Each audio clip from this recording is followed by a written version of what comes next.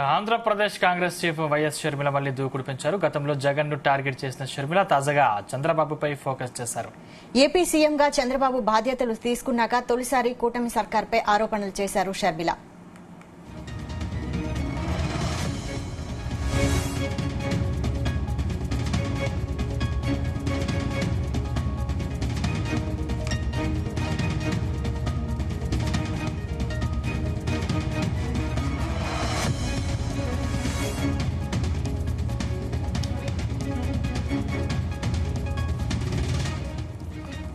ప్రత్యేక హోదాపై చంద్రబాబును ప్రశ్నిస్తూ ట్వీట్ చేశారు. బీహార్కు ప్రత్యేక హోదా ఇవ్వాలని నితీష్ తీర్మానం చేసి మోడీ ముందట డిమాండ్ పెడితే ఏపీకి హోదాపై చంద్రబాబు గారు కనీసం నోరు విప్పడం లేదని ఆమె విమర్శించారు.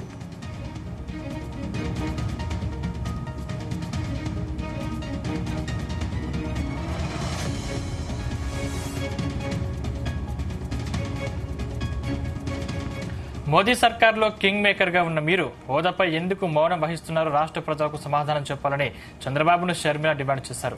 రాజధాని లేని రాష్ట్రంగా బీహార్ కంటే వెనుకబడి ఉన్నామని తెలియదా అని ప్రశ్నించారు. ఇక 15 ఏళ్ల హోదా కావాలని అడిగిన రోజులు గుర్తులేదా అని నిలదీశారు షర్మిల.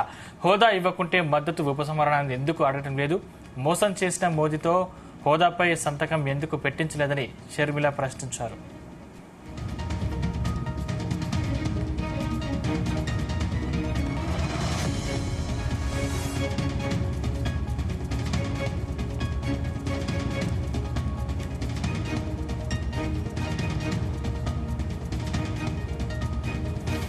ప్రత్యేక హోదాపై చంద్రబాబును ప్రశ్నిస్తూ ట్వీట్ చేశారు షర్మిల. బీహార్ కు ప్రత్యేక హోదా ఇవ్వాలని నితీష్ తీర్మానం చేసి మోదీ ముందట డిమాండ్ పెడితే ఏపీకి హోదాపై చంద్రబాబు గారు కనీసం నోరు విప్పడం లేదని ఆమె విమర్శించారు. ఇదే అంశానికి సంబంధించిన మరిన్ని పూర్తి డీటెయిల్స్ మా ప్రతినిధి రామచంద్ర అందిస్తారు. రామచంద్ర.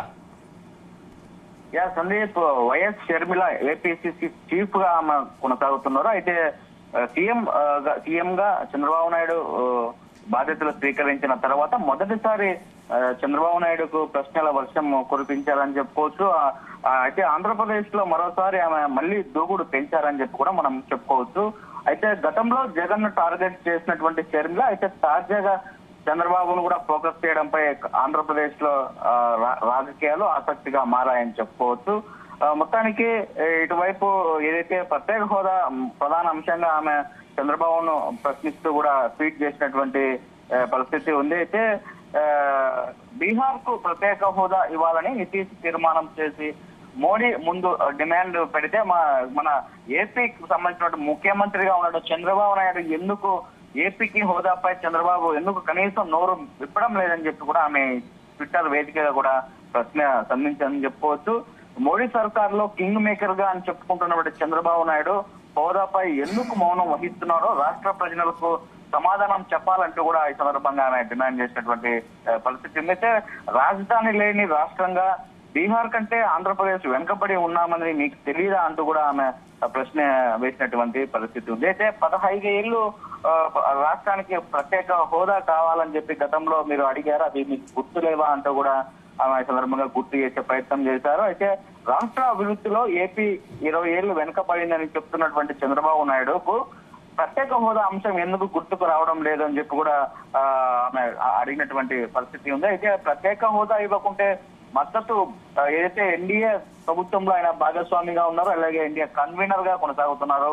ఆ నేపథ్యంలో ఆంధ్రప్రదేశ్ కు ప్రత్యేక హోదా సాధించే విషయంలో ఎందుకు ఆయన చొరవ తీసుకోవడం లేదు, ఒకవేళ ఏపీకి ప్రత్యేక హోదా ఇవ్వకపోతే మేము ఎన్డీఏ ప్రభుత్వానికి మద్దతు ఉపసంహరిస్తామని చెప్పి అడిగే ధైర్యం చంద్రబాబుకు ఉందా లేదా అంటూ కూడా ఈ సందర్భంగా ఆమె అడిగింది. అయితే మోసం చేసిన మోడీతో హోదాపై సంతకం ఎందుకు పెట్టించలేరంటూ కూడా అడిగినటువంటి పాయింట్ అంశం అయితే లేవనెత్తింది. అయితే ప్రత్యేక హోదాపై అసలు టీడీపీ వైఖరి ఏంటో చెప్పాలంటూ కూడా ఆమె తీవ్ర విమర్శలు చేస్తూ వచ్చింది. అయితే రాష్ట్ర అసెంబ్లీలో తీర్మానం చేసి కేంద్రం దగ్గర హోదా డిమాండ్ పెట్టాలంటూ కూడా ఈ సందర్భంగా డిమాండ్ చేశారు.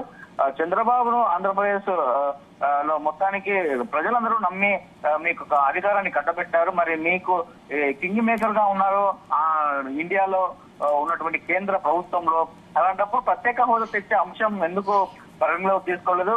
బీహార్ లో ఉన్నటువంటి నితీష్ కుమార్ కూడా ఇదే అంశాన్ని వాళ్ళ పార్టీలో కావచ్చు రాష్ట్రం మొత్తం కూడా ఒక ఎజెండాగా తీసుకొని ప్రత్యేక హోదా డిమాండ్ చేస్తున్నారు.